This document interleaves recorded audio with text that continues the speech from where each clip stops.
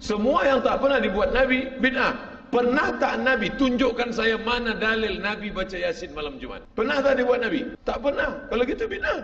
A'udzu billahi minasyaitonir rajim. Adakah membaca Yasin pada malam Jumat itu bid'ah? Seperti yang diamalkan kebanyakan masyarakat di Malaysia.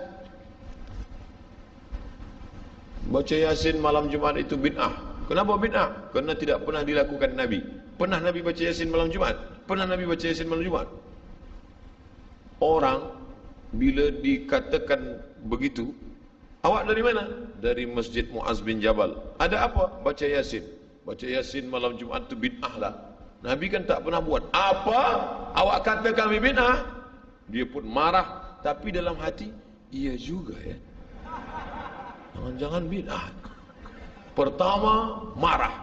Yang kedua, iya juga. Yang ketiga, dia pula membid'ahkan orang esok hari. Itulah bahayanya bila orang tak tahu dalil. Sekarang saya tanya, baca Yasin malam Jumat itu bid'ah apa tidak? Bid'ah kan? Tapi tak pernah dibuat Nabi. Semua yang tak pernah dibuat Nabi bid'ah. Pernah tak Nabi tunjukkan saya mana dalil Nabi baca Yasin malam Jumat? Pernah tak dibuat Nabi?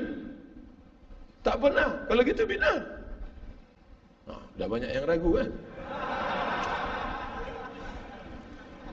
Sunnah itu ada 3. Yang pertama, qaul, cakap. Yang kedua, fi'il, perbuatan. Yang ketiga, takrir. Nabi diam. Diamnya Nabi setuju, itu juga sunnah. Nah, tentang masalah membaca Yasin, memang perbuatan dia tidak ada. Tak pernah dia mengkhususkan baca Yasin malam Jumat, tak ada. Tapi ucapan dia, ni saya bacakan. Man qara'a Yasin fi lailatin, sesiapa yang membaca surah Yasin pada suatu malam, asbaha maghfuran lah, waktu subuhnya dia sudah diampunkan Allah. Saya ulang sekali lagi. Man qara'a Yasin fi lailatin, siapa yang baca surah Yasin pada suatu malam, asbaha maghfuran lah, subuhnya dia sudah diampunkan Allah. Malam Jumat itu malam apa tidak? Malam.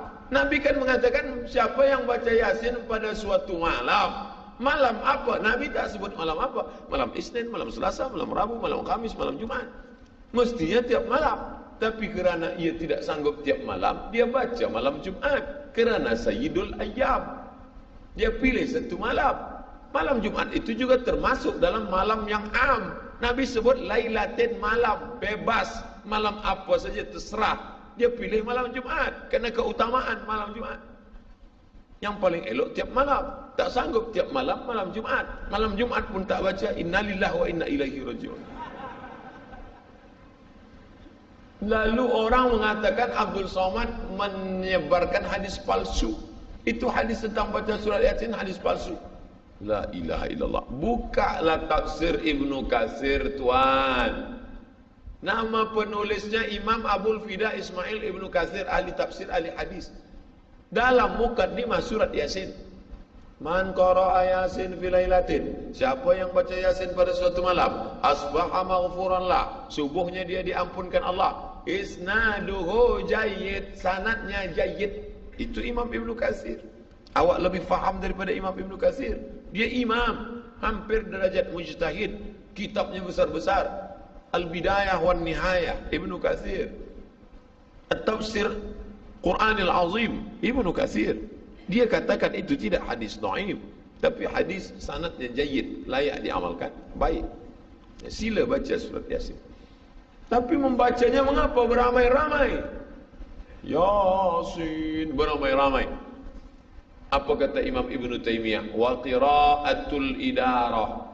Qiraatul idarah, membaca bersama-sama, la ba'sa bi. La tidak, ba'sa apa-apa. La ba'sa tidak apa-apa. Boleh apa tak boleh?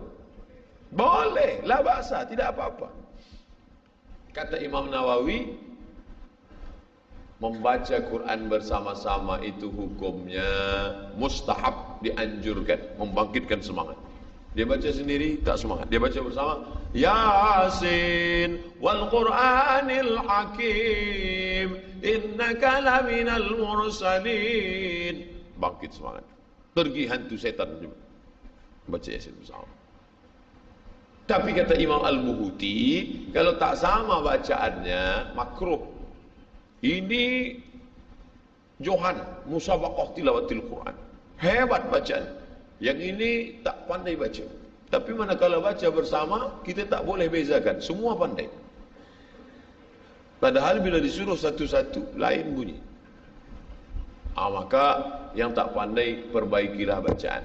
Karena bila dibaca bersama, makruh. Sebab ada yang membaca tak bersuara sama sekali.